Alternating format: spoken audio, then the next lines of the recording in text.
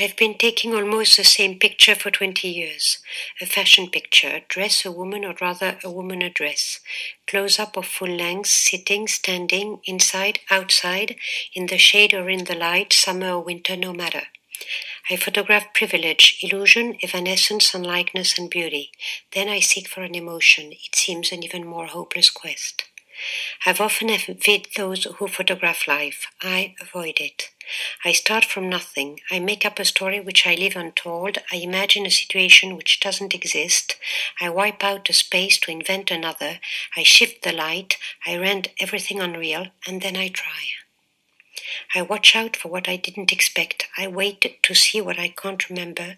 I undo what I put together. I hope for hazard, but more than anything, I long to be struck as I shoot. So I walk around the model. I look at her endlessly. Face, profile, back, upside down, top to toe. I change the angles. I cheat the perspective. I falsify the trail. I don't know anymore. Nothing but emptiness around. As the model has only one place, I'm looking for mine. I can't find it. I want to be somewhere else. I keep on. I hang on to shapes. The curve of the neck, the folds of the dress, the gesture of the hand, the balance of the hips. The model moves slowly. She suggests. She tries to understand what I can't explain. She tries to play a part I can't follow. I hear myself saying, no, do nothing. So again she waits. She stares at me. She sees my panic. I feel I'm letting her down. I feel guilty. So I press a button. I say it's great. Yes, I pretend once, twice, 36 times. I hope and I begin again. Time goes by. Light falls. I lose confidence. I don't want to be a photographer anymore. Then, all of a sudden, but not always, something changes. I can't say why. Maybe I'm just in the right place at the right time, or maybe I believe in it. However, for a split second, I see a sparkle of beauty passing by.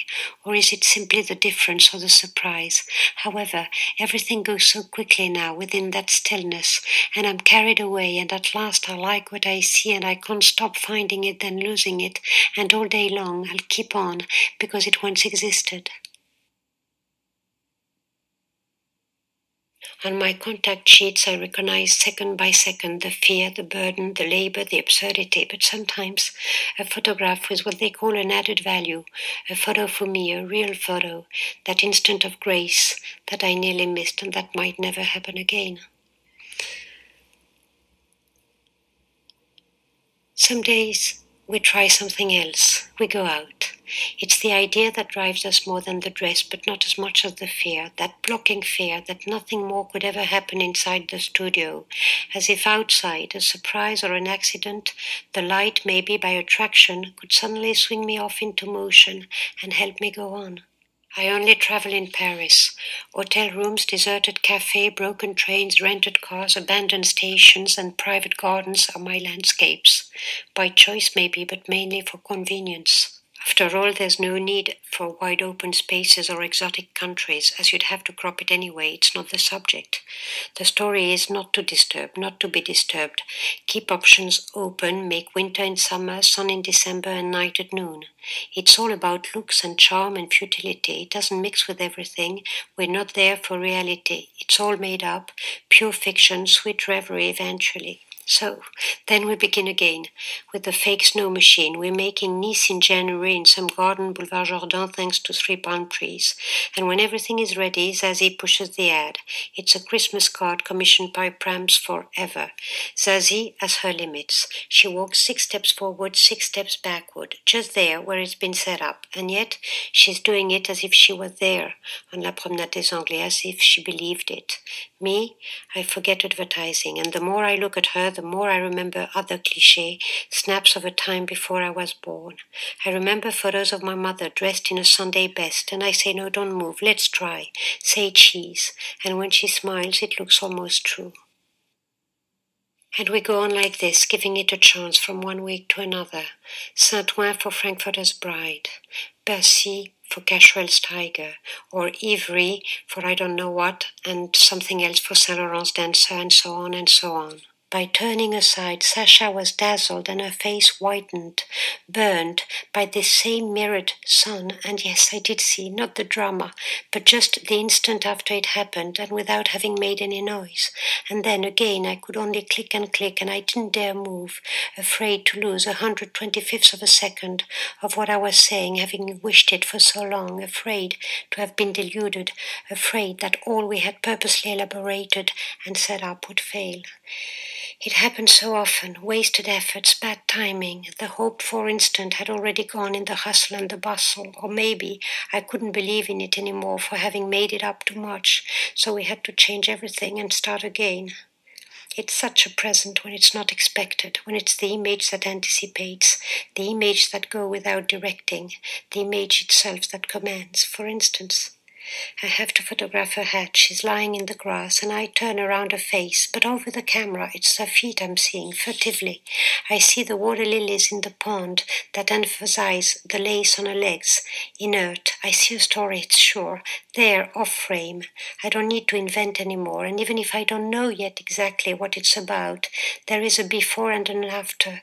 The instant is there, it's all I need, and then it's so simple to photograph.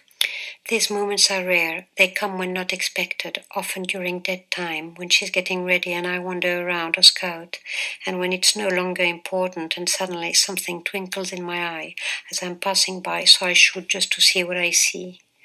With these, there's a lot of waste and no contacts. It's double or quits, sometimes triple, never more than what's left in the camera, always less than 8. I throw a lot away. The only roughs are these that remain. It's the instant snapshots with all the hazard and joy that this word means for me who spent so many hours for 1 second. How many more times do I have to pretend it's true Lauriane, 6 years old, is asking me, pulling Christine Bolster, the giant Barbie, beside the pool? How many more times, eh? I cheated. I promised the moon if she yelled louder, if she pulled harder, if she leaned lower, if she looked higher and showed the garment better, and let the coat blow and make it all look truer than true. And between the bravos, the thank you, the kisses, the I beg you and I swear you, I kept on shooting as long as she let me. Anyway, it was I give you, you give me. 1 photo equal 1 present. Lauriane was crazy about shoes and so went for Bombini's shopping. When arrived the bravo you winning the soul, bravo you winning the shoelace, bravo the other soul, it meant the photo was nearly over. A promise is a promise, otherwise no game. Strange game. Poker game. You have to believe in miracles or magic more than in photography. Look in the camera. A little bird will come out. Yes, I mean it. Look in the camera. Tell me his color. Blue? You said blue? Yes, you saw him then. Bravo, bravo. Look again. Ultramarine blue or periwinkle blue? Don't move. Please don't move, Morgan. Look again. It's beautiful. Your eyes are blue. Bluer than the bluebird. As you're blue. Look again. It's beautiful. Oh, yes, it's blue. I didn't know what I was saying. I remained my eyes stuck to the camera, hypnotized while she was looking at me raving. Nothing astonished her. She had seen it all with what she was telling herself. Don't worry, she said. I understand everything, and it was true. We worked like this for 5 days, 5 exhausting and fascinating days. I can't evoke them without waves of tenderness and gratitude to you, Morgan, my little Red Riding Hood in black. And I thank you, and you too, Lauriane and Tristan and Isabelle and Yael and Amina, my little friends, my teammates of a day, my favorite partners in the Chimera chase. Yes, Alexandra, the Chimera chase.